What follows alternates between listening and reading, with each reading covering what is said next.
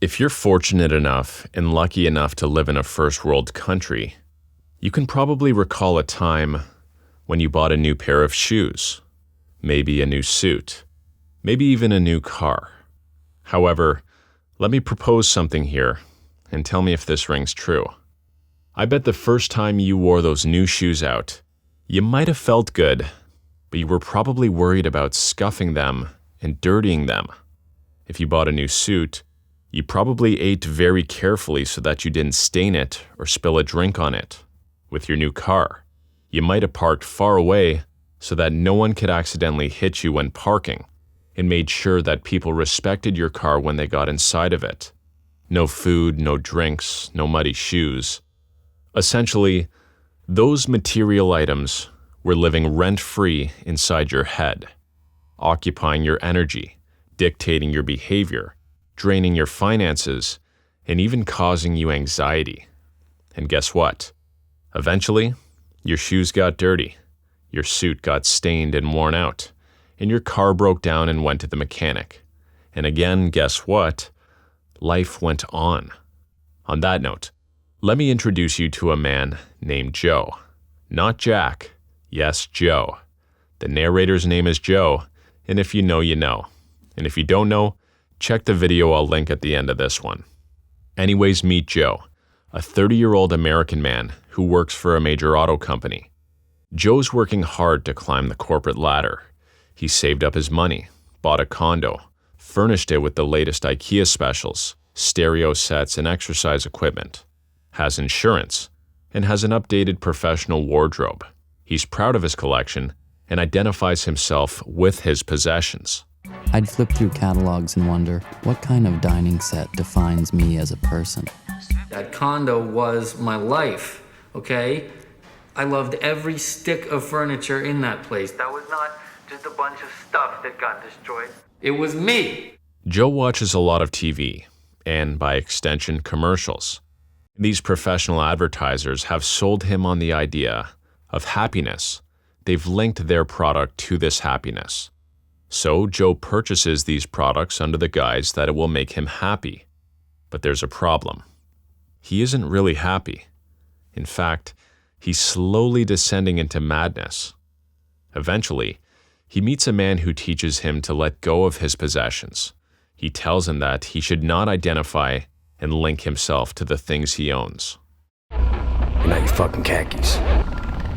This man helps Joe realize that TV, DKNY shoes, sleek furniture, and all other modern comforts of life are meaningless, pointless endeavors. Instead, he teaches Joe the importance of community, gets him out of his comfort zone, and enlightens Joe to the alarming truth: things you own end up owning you. This is a thought-provoking statement and reflects the idea that material possessions can have a significant influence on our lives. It suggests that our possessions, instead of bringing us happiness or fulfillment, can sometimes exert control over us and dictate our actions and emotions. At its core, this phrase highlights the potential pitfalls of consumerism. It suggests that when we accumulate possessions, we often become emotionally attached to them or reliant on them for a sense of identity or satisfaction.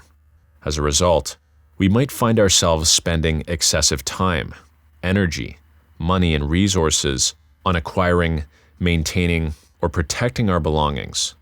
In this way, our possessions begin to dominate our lives. Furthermore, the phrase alludes to the burden that possessions can impose on us. Owning material things often comes with responsibilities, such as maintenance, repair, storage, and insurance. These obligations can be overwhelming and consume our time and energy, leaving us with less freedom. Let's explore with a short story. I'd like to tell you a story about a girl named Emily, a successful businesswoman with a passion for luxury fashion. She prides herself on owning designer handbags, expensive shoes, and exquisite jewelry. Emily's wardrobe was a sight to behold. Her closet overflowed with the many glamorous items many people could only dream of owning. Emily's possessions brought her joy and a sense of accomplishment. She enjoyed the attention and admiration she received when she walked into a room donned in her finest designer outfits. However, over time, Emily started to realize that her belongings were beginning to control her life. She found herself constantly preoccupied with the upkeep of her possessions. Her schedule revolved around shopping for new items, meticulously maintaining her collection, and attending social events to try and showcase this luxury lifestyle. And while Emily was out at these gatherings, she couldn't really enjoy herself. She was worried about whether she was going to ruin, stain, or God forbid rip any of her clothes. She didn't dance at weddings because she didn't want to perspire. She iced her feet after every gathering because her ankles were so sore from the shoes.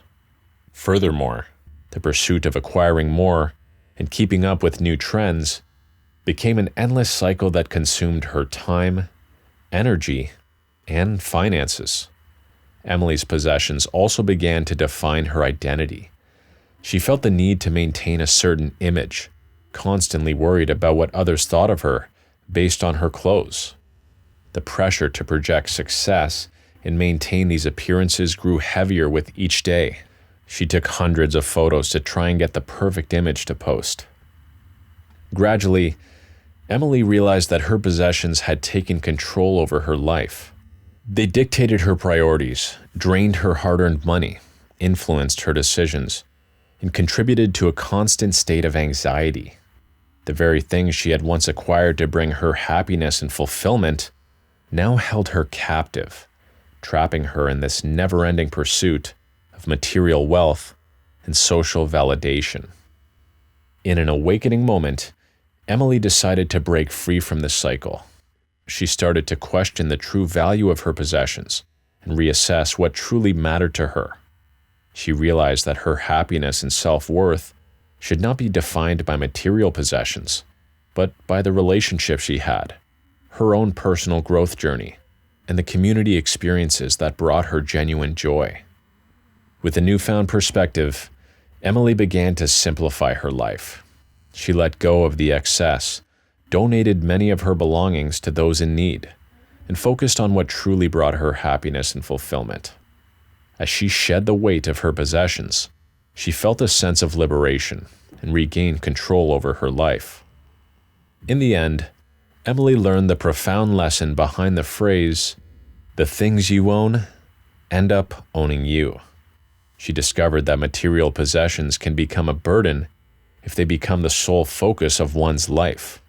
True freedom and fulfillment come from prioritizing experiences, relationships, personal growth, getting involved in communal aspects, and virtually everything else beyond the material realm. Thank you for watching.